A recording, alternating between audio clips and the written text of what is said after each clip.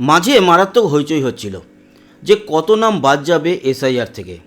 অনেকে 1,50,00,000, কেউ 2 কোটি, মানে আমাদের পশ্চিমবঙ্গের কথা বলছি, বাদ যাবে। আমরা প্রথম দিন থেকে একটাই কথা বলে এসেছি, সেটা হচ্ছে যে 1 কোটির কাছাকাছি লোকের নাম বাদ যাবে এই ভোটার লিস্ট থেকে। এটাই যদি করতে পারে তাহলে বুঝতে হবে যে এসআইআরটা অন্তত 100% না হলেও 80 থেকে 90%-এর কাছাকাছি ঠিক হয়েছে। তার কারণ 1,04,00,000 লোকের নাম বাদ যাবে এরকম একটা আভাস আমরা পেয়েছিলাম একটা গবেষণায়। আমাদের যে জোকায় ম্যানেজমেন্ট ইনস্টিটিউট রয়েছে তার দুজন গবেষকের মাধ্যমে। আর আজকের ডেটে দাঁড়িয়ে এসআইআর কোথায় দাঁড়িয়ে আছে বন্ধুরা? আজ হচ্ছে 2 জানুয়ারি 2026 এবং আজ হচ্ছে শুক্রবার। যখন হয়তো ভিডিওটা দেখছেন তখন 3 জানুয়ারি এবং শনিবার পড়ে গিয়েছে। তো আপনাদের জানাই 58 লক্ষ তো এমনিতেই বাদ গিয়েছিল। এই 58 লক্ষ থেকে আমরা একটা প্রেডিক্ট করেছিলাম যে ম্যাক্সিমাম ফিরতে পারে এখান থেকে, মানে ওই কত হবে 50 থেকে 100 জন। কিন্তু দেখা গেল কি যে মাত্র 8 জনের নাম পাওয়া গেছে সব দল মিলিয়ে। তৃণমূল পেয়েছে 3 জনের নাম, সেরকমই বিজেপি 1 জন না 2 জনের নাম পেয়েছে। তারপরে ফরওয়ার্ড ব্লক তারা 1 জনের নাম পেয়েছে, যে তার নামটা বাদ দেওয়া উচিত হয়নি, হতেই পারে। 58,20,000 তার মধ্যে যদি আপনি 8 জনকে খুঁজে পান তাহলে সাকসেস রেট আমি তো বলবো 99.99%, তাই না? এবার ওই 3 জনকে যে তৃণমূল খুঁজে পেয়েছিল তাকে অভিষেক বন্দ্যোপাধ্যায় আজকে ভূত হিসাবে হাঁটালো। কিন্তু 58,20,000-কে নিয়ে এসে ভূত হিসাবে হাঁটানোর ক্ষমতা আছে কি? নেই। কিন্তু আমরা জানি এই 58,20,000-এর মধ্যে অন্তত 50%, মানে তার হাফ আপনারা ধরে চলুন 27 লক্ষর কাছাকাছি, তারা ভুয়ো ভোটার ছিল, তারা ভূত ছিল। তো ভূত ওখানে হাঁটিয়েছিলেন অ্যাকচুয়ালি আপনারা। এই যে ভোট হতো না, ভোটে আপনাদের ভূত সেখানে আসতো। আজকে মাত্র 3টে ভূত দেখতে পেয়েছি আমরা। Very good. যাই হোক, এবার যে আলোচনা সেটা হচ্ছে যে এর পরে আর কত কি। নির্বাচন কমিশন বলে দিয়েছে এই 8 জন এখনও পরীক্ষিত হয়নি। 3 জন যাদেরকে নিয়ে এসছে হয়তো পরীক্ষিত। যদি পরীক্ষিত না হতো তাহলে এত বড় স্টেজে বারুইপুরে একেবারে র্যাম্প ফ্যাম্প লাগিয়ে ভূতদেরকে হাঁটানো এইগুলো করতো না। নিশ্চয়ই কোনো ভুলবশত হয়েছে। সেই ভুল থাকতে পারে বিএলওদের, সেই ভুল থাকতে পারে বিএলএদের, সেই ভুল থাকতে পারে ইআরওদের, সেই ভুল থাকতে পারে এইআরওদের, বিডিওর, কারুর না কারুর তো ভুল আছেই। এবং এটাও হতে পারে যেই 3 জনে হেঁটেছে ভূত হিসাবে সেই 3 জনেরও ভুল থাকতে পারে। তো বিচার বিশ্লেষণ করে দেখা যেতেই পারে ভুল কার, আর যার ভুল তাকে তো শাস্তি পেতে হবে।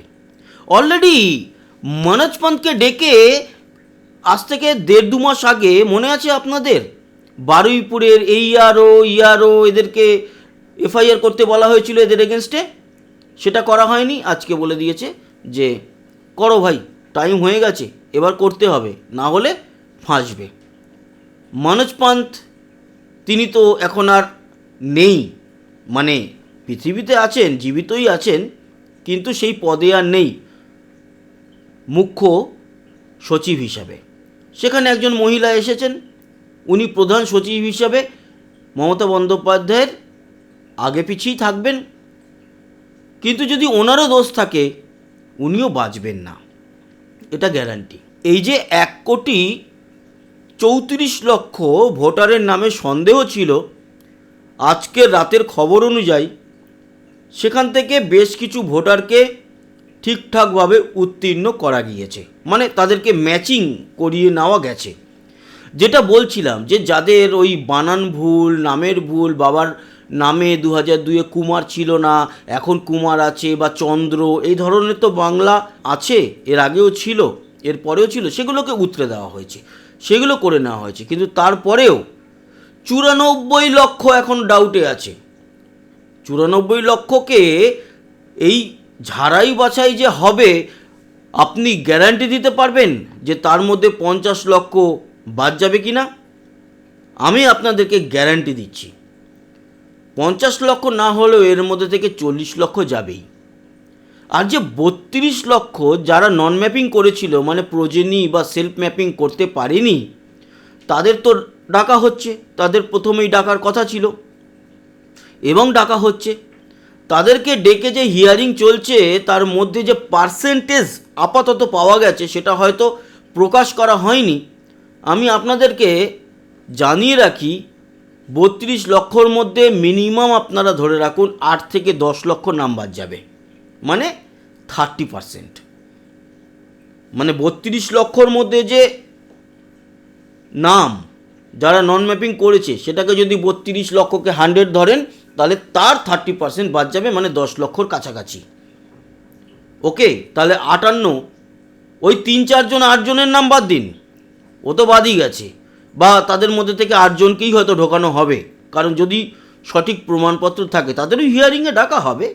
কিন্তু ওই 58,20,000 সেটা তো আছেই, তারপর আরও 10 মানে 68 হয়ে গেল। আর তারপরেও আপনারা জেনে রাখুন এই যে 94 লক্ষকে শর্ট লিস্ট করা হলো, তাদের মধ্যে থেকে মোটামুটি 40 ধরে চলুন, তাহলে কি হলো? 68 আর 40-এ 1,08,00,000। তার মানে যেটা বলা হয়েছিল ওর কাছাকাছি যেতে চলেছে। গবেষণাটা খুব খারাপ ছিল না, আইআইএমের জোকার ঠিকই বলেছিল সব কিছু ঠিকঠাক করে। অতএব আগামী দিনে আপনারা যদি ভাবেন যে নির্বাচন কমিশন ঠিকঠাক কাজ করছে না, তাহলে ভুল ভাবছেন, একদম ভুল, মূর্খের স্বর্গে বাস করছেন। তারা ঠিকঠাক জায়গায় করছে, একদম সঠিকভাবে কাজটা করছে, আর করতে হবে। এটা ভারতের জন্য করতে হবে, আমাদের জন্য করতে হবে, আমরা যারা ভারতের নাগরিক। এবার আসি আরও দুটো আলোচনায়। অনেকেই বলছে যে অভিষেক বন্দ্যোপাধ্যায়, ওনাকে নাকি গ্রেপ্তার করা হবে। এই যে লিপস অ্যান্ড বাউন্স কোম্পানির 150 কোটি টাকা PMLA সেই মামলাতে বাজেয়াপ্ত করা হয়েছিল। দেখুন, মানি লন্ডারিং খুব গুরুত্বপূর্ণ একটি ক্রাইম, কিন্তু এটাও বুঝতে হবে যে রাজ্যে যাকে অ্যারেস্ট করা হবে সে কোন শ্রেণীর লোক। কারণ আমাদের মধ্যে একটা শ্রেণী ভাগ রয়েছে। কেন বলুন তো? তার কারণ হচ্ছে আপনি যদি 100 টাকা চুরি করে পালান, আপনাকে রাস্তায় ধরে পিটিয়ে হয়তো মেরে ফেলা হতে পারে। কিন্তু কয়েক হাজার কোটি টাকা চুরি করলে, এই যে বিজয় মালিয়া, নীরব মোদি, এরা ভারত থেকে পালিয়ে বিদেশে থাকতে পারে এবং সেখান থেকে ভারতকে উস্কাতেও পারে। তাই বিশ্বাস আমরা কাউকে করি না ভাই, আমরা সাধারণ মানুষ তো, আমরা দেখি সব কিছুই। এবার যদি এত হাজার হাজার কোটি টাকা লুটে থাকে, সেখান থেকে যদি কয়েক হাজার কোটি টাকার ভাগ দিয়ে দেওয়া হয়, তাহলে সেটিং তত আসবেই, ন্যাচারাল ব্যাপার। এবং বলবে ঠিক আছে, এত হাজার কোটি টাকা আমাদের ফান্ডে পাঠিয়ে দাও, তোমাকে আমরা আর অ্যারেস্ট করব না। এই ঘটনা ঘটতে পারে। আর যদি প্রমাণ পাওয়ার পরেও না অ্যারেস্ট করে, তাহলে আগামী দিনে যদি সত্যিই কোনো ব্রেভ গভর্নমেন্ট আসে, তাহলে এই সিবিআই হোক, ইডি হোক, কিংবা এই মুহূর্তে যারা কেন্দ্রীয় সরকার, তাদের অঙ্গুলি হেলনে যদি অ্যারেস্ট না করা হয়ে থাকে, তাহলে তাদের বিরুদ্ধেও কিন্তু মামলা করে তাদের অ্যারেস্ট করা উচিত। অবভিয়াসলি করবে, ওই যে একটা কথা, চিরদিন সমান কাহারও নাহি যায়। তাই যে কোনো মুহূর্তে খেলা কিন্তু ঘুরে যাবে।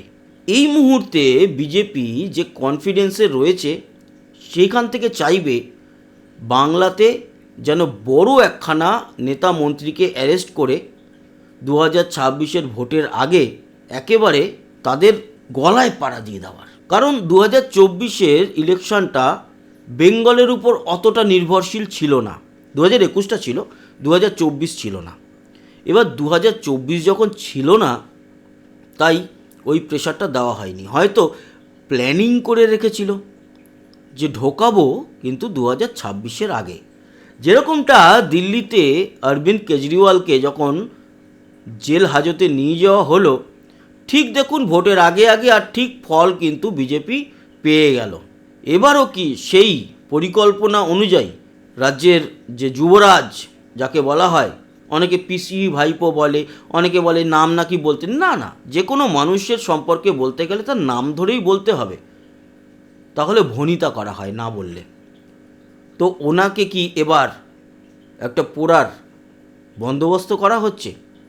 মনে হচ্ছে তাই, মনে হচ্ছে।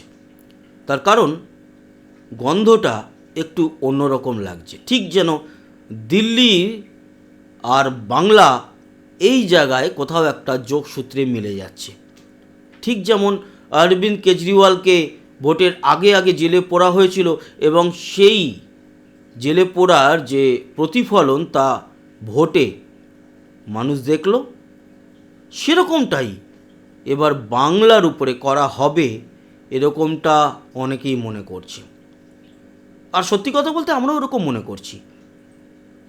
এটা এমন একটা সময়, যে সময়টা বাংলার ক্ষেত্রে খুব গুরুত্বপূর্ণ। তার কারণ আপনারা যদি ইউটিউবে এই ধরনের ভিডিওগুলো দেখেন, লক্ষ্য করবেন 12খানা রাজ্য এবং কেন্দ্রশাসিত অঞ্চলে এসআইআর হচ্ছে, কিন্তু পশ্চিমবঙ্গ হচ্ছে কেন্দ্রবিন্দু। সেখানেই বোঝা যায় যে পশ্চিমবঙ্গ নিয়ে সারা ভারতবর্ষ কতটা ভাবছে। ভাবারই কথা, বাংলাদেশ, সেখানে আমাদের এতটা জায়গা উন্মুক্ত রয়েছে, সেখানে আমাদের রাজ্য সরকার জমি দেয়নি।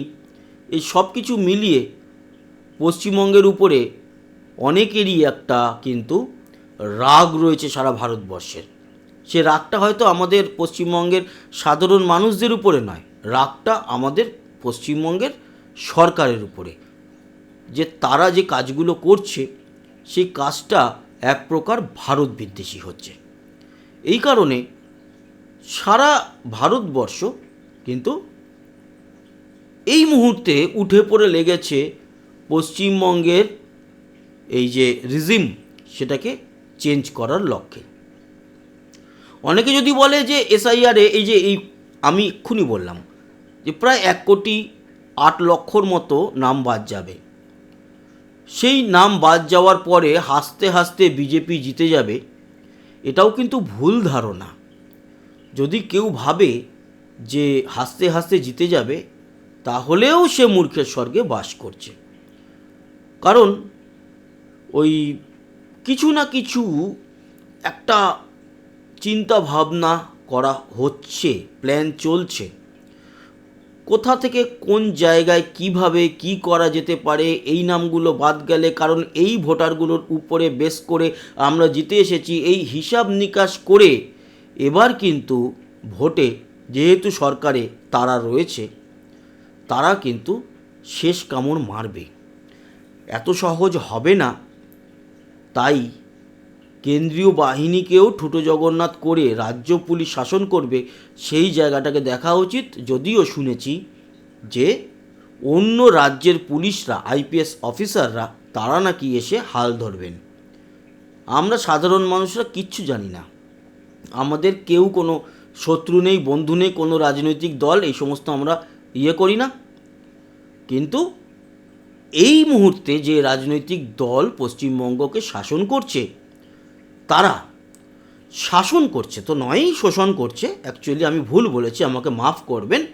যে রাজনৈতিক দল এই মুহূর্তে পশ্চিমবঙ্গকে শোষণ করছে, তারা শোষণের লেভেলটা এমন জায়গায় নিয়ে গেছে যে আজকের ডেটে বলুন, শিক্ষা, শিল্প সব কিছু শেষ।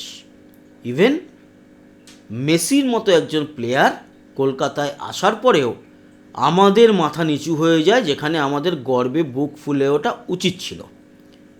সব কিছু শেষ।